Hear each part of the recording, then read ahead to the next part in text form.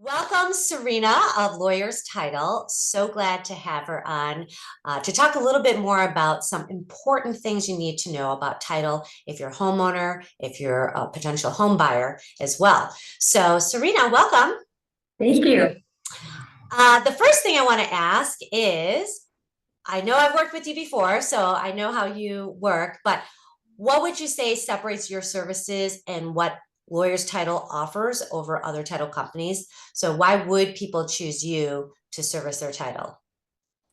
Well, other than we're the best, no, I'm just kidding. Everyone, every company and every rep, wants to tell everyone how wonderful they are and why they should use, us or my company. But the reality is that I, as well as my company, take a very one-on-one approach to our clientele. It's not a one-size-fits-all type of a career, industry, or even transaction. So I've been in the industry long enough to know that every agent has their own business in a very different way. Every file is very different. Every client is very different. So I think what sets us apart really is really the understanding of asking the right questions, treating each file, each agent, each transaction, each client in its unique way, and delivering the services that are important to them and their particular situation.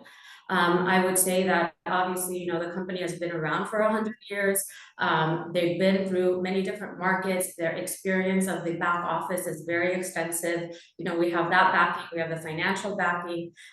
We have the ability to underwrite our own files, call shots up to $50 million, where other companies may have to go to corporate to get approval. All of that, of course, is huge in choosing a title company that you want to work with. And as far as, a rep, you want to make sure that the rep understands how important it is, as these agents are out there working, that you take their job serious, and that you're, sometimes a middleman, sometimes have to make certain calls and pulls in order to close these transactions. You want to know, you have the ability to go to the right people to make these things happen. So I think it's asking the right questions and having the backing to make things happen, to make sure that everybody's best interest is at hand, sets myself and my company apart.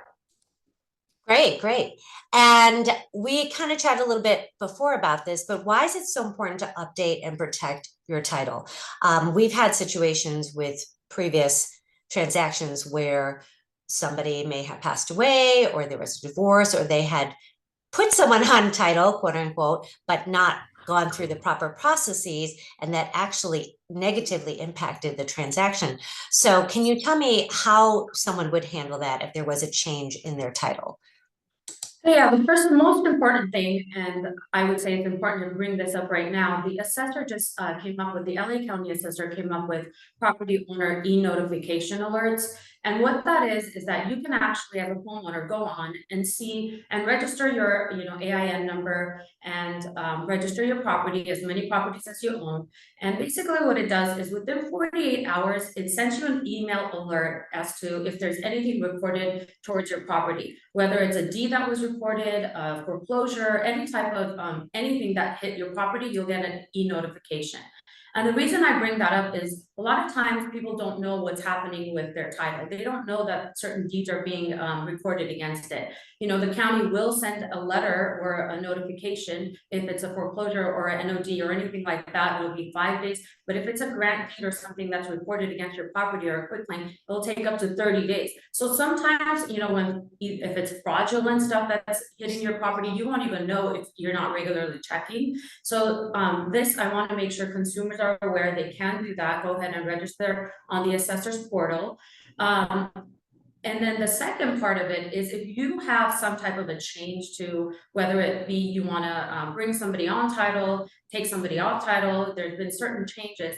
First and foremost, you want to make sure that you consult with the title company and talk to them about your specific situation. We may tell you to consult further from that point, but I would highly recommend against just recording deeds and uninsured deeds to a property. Some people think that by doing that, they are actually protecting themselves, but really every case is very different. So once you start quit claim, recordations and all these other uninsured deeds that may come to backfire later when you're in an actual transaction. So the first step would be make sure you protect yourself for potential fraud situations, put yourself on alerts.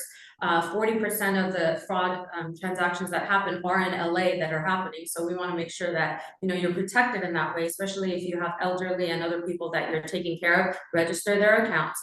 And then second, if you do have a situation that's changed in your circumstances, whether it's a non-transactional change, death, other situations that happen, make sure you consult with the agent and the title rep to make sure that you're getting the right advice based on the specific circumstance you have to determine if starting to record things towards the property is the right action for you.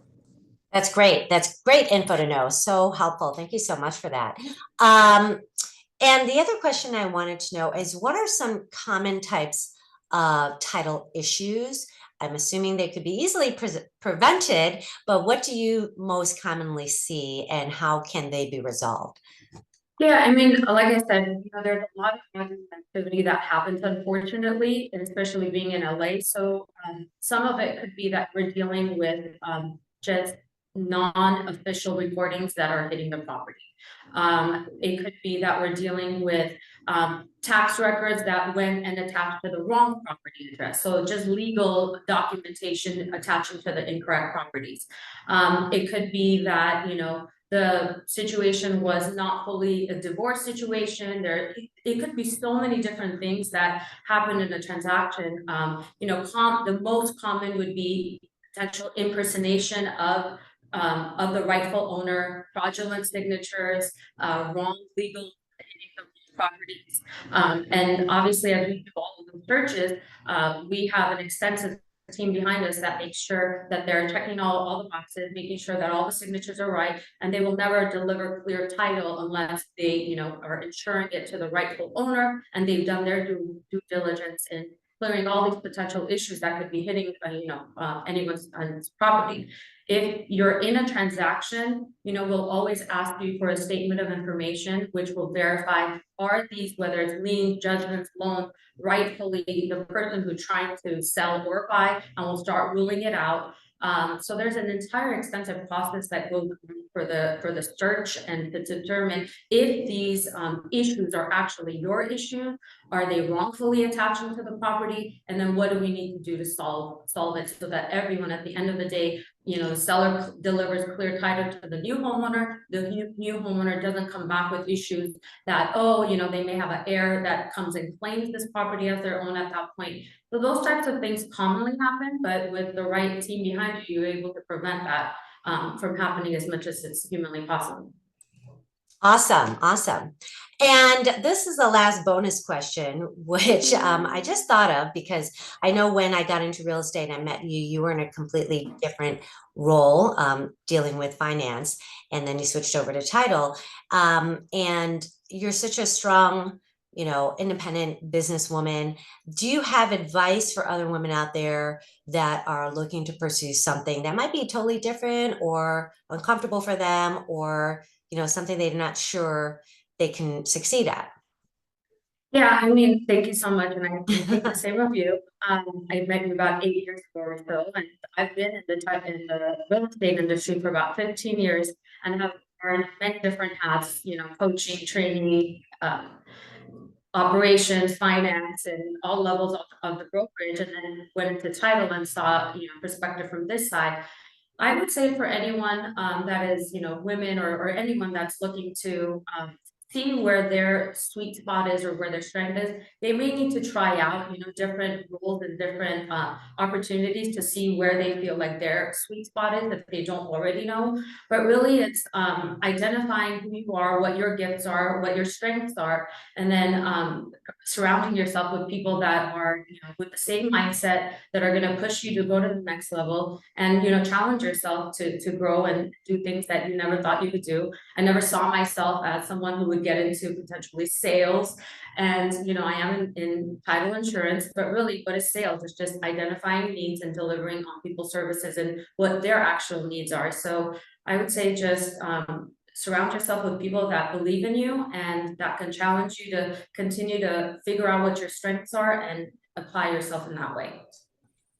Great advice. Thank you. And you're amazing in sales. So, so you should definitely stay in some type of field that allows you to use those skills. So thank you again, Sarineh, for sharing all of your awesome insight and knowledge. I do have Sarineh's information at the end of this video. So if you have questions for her, would like her guidance at all, please give Sarineh a call or email her. Thanks again. Thank you so much. Thank you.